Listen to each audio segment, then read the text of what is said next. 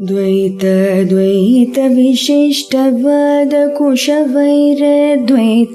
भक्तृर्चितं सार विचार चारु मनसं संखावतं वल्लभम् स्वाप्तानाप्त समस्त जीव सदयं ज्ञानाश्रयमाश्रयम् स्वाप्तानाप्त समस्त जीव सदयं ज्ञानाश्रयमाश्रयम् वन्दे द्वैत गुरुं जगतां धीशङ्करं शङ्करम् वन्दे द्वैत गुरुं जगतां धीशङ्करं शङ्करम्।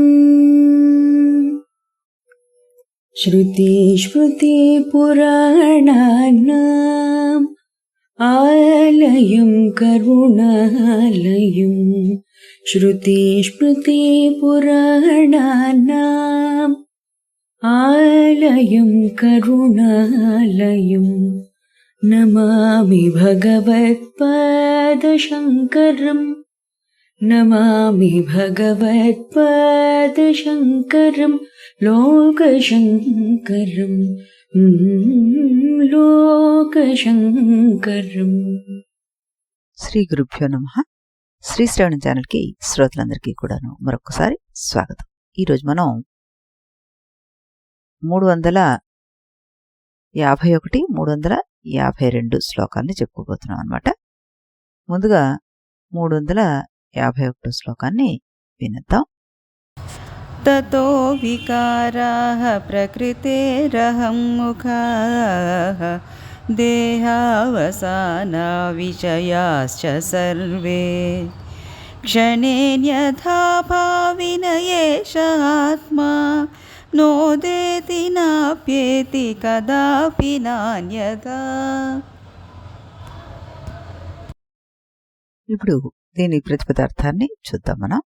తతః ధీకార్యములు మిథ్యాభూతములుగా అహంముఖాః అహంకారము మొదలు దేహవాసనాః దేహం వరకును ఉన్న ప్రకృతి యొక్క వికారాః వికారములు సర్వే సమస్తమైన విషయాశ్చ శబ్దాది విషయములు ఘటాదులను క్షణకాలంలో అన్యథా భావినః మరి ఒక విధముగా అగును అవి సత్తులుగా భాషించుచున్న విమర్శ చేయగా అసత్తులై కనబడి వెంటనే నశించిన స్వరూపము కలవగొట్టు చేత సత్యమైనవి కావు అంటూ ఏషః ఆత్మ ఈ ఆత్మ అయితే కదాపి ఎన్నడూ నోదేతి పుట్టదు నాప్యేతి నశించదు అన్యథా నా భవతి మరొక విధంగా కూడా ఉండదు అంటూ ప్రతిపదార్థం వస్తుంది.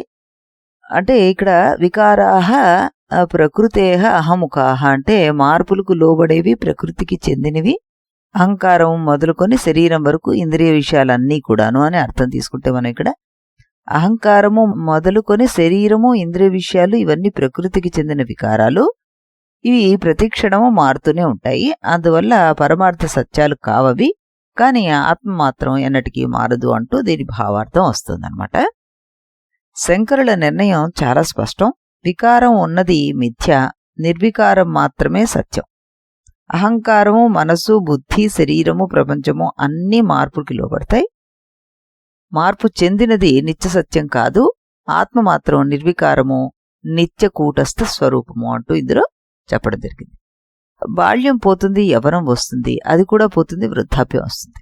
ఆలోచనలు మారుతాయి, అభిప్రాయాలు మారుతాయి, శరీరం మారింది, ప్రపంచం మారింది. అయితే ఈ మార్పులన్నిటినీ నేను చిన్నప్పుడు నేను ఇప్పుడు అంటూ గుర్తిస్తున్న సాక్షి మారాడా? లేదు. ఆ మారని సాక్షియే ఆత్మ. మారేదే ప్రకృతి, మారనిది బ్రహ్మం అంటూ చెప్పడం జరుగుతుందన్నమాట. సర్వవ్యాపకమైన ఆత్మ అవినాశి, దాన్ని ఎవరూ నాశనం చేయలేరు అంటూ మనకి భగవద్గీతలో అవినాశితు తద్విద్ది ఏన సర్వమిదం తతం వినాశం అవ్యయస్య అస్య నా కశ్చిత్ కర్తుమర్హతి అంటారు కృష్ణ పరమాత్మ. అలాగే మనకి ఉపనిషత్తులో కూడాను నా జాయతే మ్రియతే వా విపశ్చిత్ నా హన్యంతే హన్యమానే శరీరే అంటూ ఆత్మకు జన్మం లేదు, మరణం లేదు, శరీరం నశించినా అది నశించదు అంటూ మనం అనేక మార్లు చెప్పుకోవడం జరిగింది. మాకురు ధనంజయ యవ్వన గర్మం హరతి నిమేషత్ కాలా సర్మం అంటారు భజగోవిందంలో. ధనం, జనం, యవ్వనం ఇవన్నీ కూడాను అనిత్యాలు అంటూ శంకరుల వారు మరో గ్రంథమైన భజగోవిందంలో చెప్పడం జరిగింది. అన్నమాచార్యులు వారు నిత్యాత్ముడయ్యుండి నీవు నశ్వరమును నీవని నమ్మకు అంటూ తన కీర్తనల ప్రధాన బోధ కూడా ఇదే. నశ్వరమైన దేహాన్ని కాదు, నిత్యాత్మను తెలుసుకో అంటూ చెప్పడం జరిగిందనమాట. అలాగే నిసర్గదత్త మహారాజ్ తరచు చెప్తూ ఉంటారు, ఏది వస్తుందో అది పోతోంది, నువ్వు వచ్చినవాడివి కాదు, పోయేవాడివి కాదు అంటూ. ఇదే శ్లోకంలోని నిర్వికార ఆత్మతత్వానికి అనుగుణమైన బోధ అని మనం అర్థం చేసుకోవాలన్నమాట. ఈ శ్లోకం అద్వైత వేదాంతంలో ఒక ప్రమాణాన్ని స్థాపిస్తుంది. వికారం ఉన్నది అనిత్యమని, నిర్వికారం ఉన్నది సత్యమని, నిర్వికారం ఉన్నదే సత్యమని. అహంకారం నుండి శరీరం వరకు ప్రపంచంలో అన్ని విషయాలు ప్రకృతి వికృతులే. అవి క్షణక్షణం మారుతుంటాయి, మార్పుకు లోబడతాయి. పరమార్థ సత్యం కావవి. ఆత్మ మాత్రం కాలత్రయాబాధితమైన నిర్వికారమైన నిత్యస్వరూపము. సాధకుడు ఈ వివేకాన్ని శ్రవణ మనన నిధిధ్యాసల ద్వారా దృఢపరుచుకున్నప్పుడు దేహాభిమానం క్రమంగా క్షీణించి కూటస్థ చైతన్యమే తన నిజస్వరూపం అని ప్రత్యక్షంగా గ్రహిస్తాడు అంటూ మనం అర్థం చేసుకోవాలన్నమాట. ఇప్పుడు మనం 352 శ్లోకాన్ని కూడాను వినేద్దాము. నిత్యాద్వయాఖండచిదేకరూపో బుద్ధ్యాదిసాక్షి సదసద్విలక్షణః అహం పదప్రత్యయలక్షితార్థః ప్రత్యక్సదానందఘనః పరాత్మా. ఇప్పుడు దీని ప్రతిపదార్థాన్ని చూద్దామండి.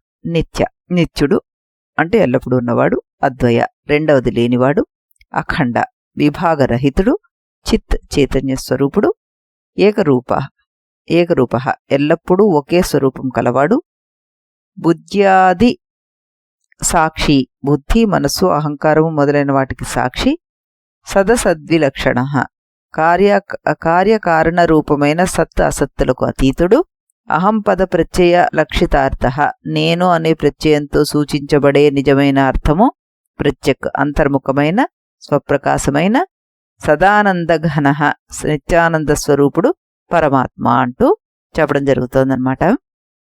అంటే ఇక్కడ పరమాత్మ నిత్యుడు, అద్వితీయుడు, అఖండ చైతన్య స్వరూపుడు. ఆయన బుద్ధి మొదలైన అంతఃకరణాలకు సాక్షి, కార్యకారణాలకు అతీతుడు. నేను అనే భావంలో నిజంగా సూచింపబడేది ఆయనే. అంతర్ముఖ స్వరూపుడై నిత్య సచ్చితానంద ఘనుడై ఉన్నవాడే పరమాత్మ అంటూ భావార్థం వస్తుందన్నమాట. ఆత్మస్వరూప లక్షణాలను సంక్షిప్తంగా మనకి భగవత్పాదులు వారు నిర్దేశిస్తున్నారు. ఆయన ప్రకారం ఏమిటి ఇక్కడ అంటే, ఆత్మ నిత్యము అంటే అది కాలానికి అతీతము, అద్వయము రెండో వస్తువు లేనటువంటిది, అఖండము అంటే భాగాలుగా లేనటువంటిది, చిదేక రూపము స్వచ్ఛమైన చైతన్యం అది, బుద్ధ్యాది సాక్షి బుద్ధి పనిచేస్తున్నా నిద్రపోయినా మార్పులలోనైనా వాటిని ప్రకాశింపచేసేది అని. అహం పద లక్ష్యార్థము నేను అనే పదానికి వాచ్యార్థము అహంకారము, లక్ష్యార్థము పరమాత్మ. ఈ శ్లోకం అద్వైత వేదాంతంలోని ఆత్మలక్షణ శ్లోకాల్లో అత్యంత ప్రసిద్ధమైనదిగా మనం చెప్పుకోవచ్చు అనమాట. ఇక్కడ శంకరాచార్యుల వారు మనకు ఒక పని చేసి పెట్టారు. ఆత్మ కాని దాన్ని తొలగించేశారు. ఏమిటవి? శరీరం కాదు, ప్రాణం కాదు, మనస్సు కాదు, బుద్ధి కాదు, అహంకారం కాదు. మొదటిసారిగా ఆయన ఇక్కడ అంటున్నారు, అయితే నువ్వెవరు? నువ్వు జన్మించిన వాడివి కాదు, మరణించే వాడివి కాదు, నీకు రెండవది లేదు, నువ్వు చైతన్యానివే. నీ మనస్సు ఏడుస్తోంది, నీ బుద్ధి ఆలోచిస్తోంది, నీ శరీరం వృద్ధాప్యాన్ని చేరుతుంది. కానీ వీటన్నిటినీ తెలుసుకుంటున్న సాక్షి ఎప్పుడైనా మారాడా? బాల్యంలో నేను అన్నావు, యవ్వనంలో నేను అంటున్నావు, ఇప్పుడు కూడా నేను అంటున్నావు. శరీరం మారుతుంది, మనస్సు మారింది, అనుభవాలు మారాయి, కానీ నేను ఉన్నాను అనే సాక్షి చైతన్యం మారలేదు కదా, అదే పరమాత్మ అంటూ చెప్పడం జరిగిందనమాట. దేహంలో ఉన్న పరమపురుషుడు సాక్షి, అనుమతి ఇచ్చేవాడు, ఆధారమైనవాడు ఆయనే పరమాత్మ అంటూ ఉపద్రష్టానుమంత చ భర్త భోక్త మహేశ్వర పరమాత్మేతి చ అపి యుక్తో దేహస్మిన్ పురుష పరః అంటారు. అంటే అస్మిన్ దేహే పరః పురుష ఉపద్రష్ట అనుమంత భర్త భోక్త మహేశ్వర పరమాత్మ ఇది ఉక్తః అంటూ దీని అర్థం అన్నమాట. బుద్ధ్యాది సాక్షి అని అన్నారు కదా శంకర భగవత్పాదుల వారు. అంటే ఇక్కడ గీతలో కృష్ణుడు ఏమన్నారు, ఉపద్రష్ట అనే పదంతో ప్రకటించేశారు. బృహదారణ్యకం కూడాను మనకేం చెప్తోంది అంటే సర్వభూతాలలో అంతర్యామిగా ఉండి వాటికి అంతరంగ స్వరూపుడే, వాటిని నియంత్రించే అమృత స్వరూపుడే నీ ఆత్మ అన్నారు. యహ సర్వేషు భూతేషు తిష్టన్ సర్వేభ్యో భూతేభ్యో అంతరః యం సర్వాణి భూతాని నా విదుః యస్య సర్వాణి భూతాని శరీరం యహ సర్వాణి భూతాన్యంతరో యమయతి ఏష తే ఆత్మ అంతర్యామి అమృతః అంటారు. ఇక్కడ చెప్పిన అంతర్యామే వివేక చూడామణిలో మనకి ప్రత్యేక సదానంద ఘన పరమాత్మ అంటూ శంకరుల వారు చెప్పేశారనమాట. ఉపదేశ సహస్రి ఇది కూడా శంకరాచార్యుల వారి గ్రంథం. దాంట్లో కూడాను ఆయన ఆత్మకర్త కాదు, భోక్త కాదు, ఇది కేవలం సాక్షి మాత్రమే అంటారు. నా ఆత్మా కర్త నా భోక్త చ కేవల సాక్షి రూప దృక్ అంటారు. అందులో బుద్ధ్యాది సాక్షి భావానికి ఇదే ప్రత్యేక సమర్థనం అని మనం చక్కగా చెప్పుకోవచ్చు అనమాట. అంతరంగమున హరిని దర్శించిన వాడే నిజజ్ఞాని అంటారు అన్నమాచార్యుల వారు. అన్నమాచార్యుల వారి అన్ని కీర్తనలో కూడాను ఆ పరమాత్మను బాహ్య ప్రపంచంలో కాక హృదయ గుహలో ఉన్న ప్రత్యేగాత్మగా దర్శించాలని బోధిస్తారు. ఇది మనం ఇందాక చెప్పుకున్నట్టుగా ప్రత్యక్ష సదానంద ఘన అన్న భావానికి చాలా సమీపంగా ఈ మహానుభావులందరూ అనేక రకాల మాటల్లో వ్యక్తపరిచారన్నమాట. ఇకపోతే వివేక చూడామణిలో ఆత్మస్వరూపాన్ని అత్యంత సంక్షిప్తంగా అత్యంత సంపూర్ణంగా నిర్వచించిన మహావాక్య సమానమైన శ్లోకం ఇది. ఆత్మ నిత్యము, అద్వితీయము, అఖండము, చిదేక రూపము, అదే శరీరానికి మనస్సుకి బుద్ధికి సాక్షి, కార్యకారణాలకు సత్ అసత్ విభాగాలకు అతీతమైన పరమసత్యము. మనం సాధారణంగా నేను అని చెప్పినప్పుడు సూచించబడే అహంకారము వాచ్యార్థం మాత్రమే. ఆ నేను అనే అనుభవానికి ఆధారమైన లక్ష్యార్థమే పరమాత్మ అని మనం గుర్తుపెట్టుకోవాలి. ఆ పరమాత్మ ఎవరో కాదు, నువ్వే నిత్య సాక్షిగా చూస్తున్నా నువ్వే అంటున్నారు శంకరుల వారు. ఆ సచితానంద ఘనుడైన పరబ్రహ్మ కూడాను నువ్వే, అదే ప్రత్యేగాత్మగా ప్రకాశిస్తుంది అంటూ ఆయన ఇక్కడ చెప్పడం జరుగుతుందన్నమాట. ఇప్పుడు దీనికి చిన్మయానంద స్వామీజీ వారు ఏం వివరణించారో ఒకసారి మనం చూద్దాం. ఆత్మను మాటలు ఎంతవరకు వర్ణించగలవో అంతవరకు ఈ శ్లోకంలో వర్ణించారు అంటున్నారు ఈయన.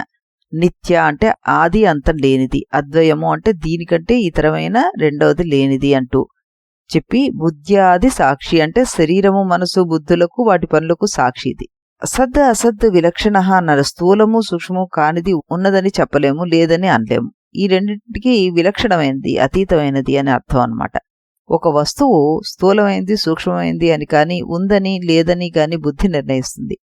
అందరూ ఆమోదించే కొన్ని ప్రమాణాల ఆధారంగా మనం వస్తువులను ఉన్నాయని లేవని మంచివని చెడ్డవని స్థూలమైనవని సూక్ష్మమైనవని విభజిస్తాము, నిర్ణయిస్తాము. ఈ విభజనలు నిర్ణయాలు బుద్ధిపరంగా జరగడానికి మనం చూస్తున్నాం.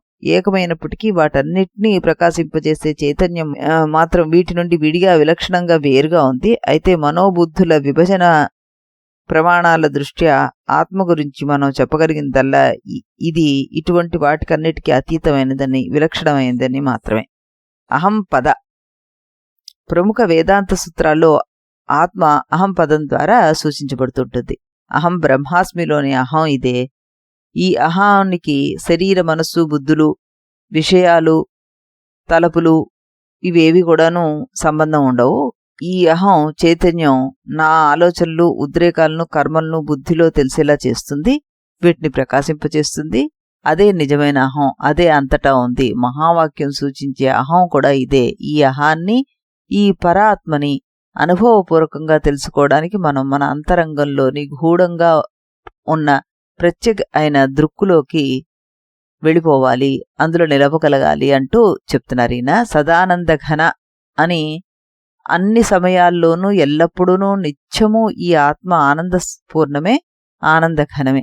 దీనిలో ఛాయా మాత్రంగానైనా దుఃఖం లేని కారణంగానే దీన్ని ఏ సుఖంతోనూ పోల్చి చూడలేము, మనము తొలతూచలేము అంటూ కూడాను చెప్తున్నారు. అందుకే ఇది పూర్ణము, ఆనందఘనము. వీటికి అతీతంగా నిలిచిన స్థితిలో సర్వచలనాలు ఆగిపోతాయి. అలజడి బాధ అదృశ్యమైపోతాయి. ఎక్కడ చలనం ఉంటుందో అక్కడ బాధ ఉంటుంది. కాబట్టి మనం ప్రస్తుత అనుభవాల దృష్టితో చూసినప్పుడు ఆత్మ ఆనందకరంగా వర్ణింపబడుతుంది అంటూ చిన్మయానంద స్వామీజీ వారు కూడాను తెలపడం జరిగింది. చక్కటి శ్లోకాలను మనం విన్నాం. ఈరోజు అధిష్టాన నిరూపణ మనకి ఆయన చేసి చూపిస్తున్నారు శంకర్ల వారు ఈ శ్లోకాల ద్వారా. రేపు మళ్ళీ మనం మరో 2 శ్లోకాలతో కలుద్దాం. అంతవరకు సెలవు. इति गुरुवाक्यम् इति गुरुवाक्यम् विधि वेदान्तम् विदितारकमिति ब्रह्ममु इति गुरुवाक्यम् विधि वेदान्तम् विदितारकमिति ब्रह्ममु इति मोदलिदि नडुमिदि तुदि తెలిసిన వాడెవడుగా ఇది మొదలిది నడుమిది తుది తెలిసిన వాడెవడుగా ఇది గురువాక్యం విధి వేదాంతం విదితారకమితి బ్రహ్మము ఇది గురువాక్యం.